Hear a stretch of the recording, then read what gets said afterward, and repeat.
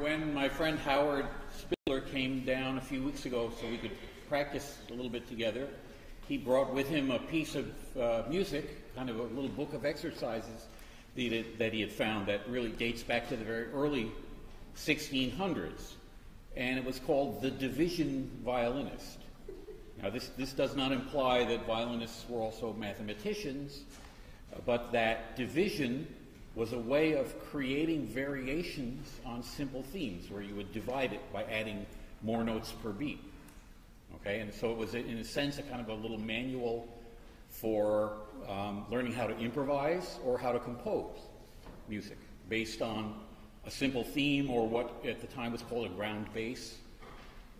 And the theme, the simple theme that was the subject for the whole book, was the one that we now know as Greensleeves.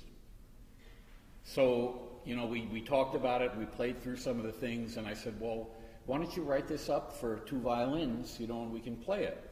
And he handed me the book, and he said, no, you're going to write it. And so I couldn't resist a chance, I guess, to write a new piece of very old music. And I call it The Follies of Greensleeves, not because it's silly, but because that was one of the terms that was used. Any violin student here who has ever struggled through a Corelli composition called La Folia, which means the follies, it's just that. It's a series of ever adding notes, making harder and harder variations of a simple theme. And so here's The Follies of Greensleeves. Yes, go ahead.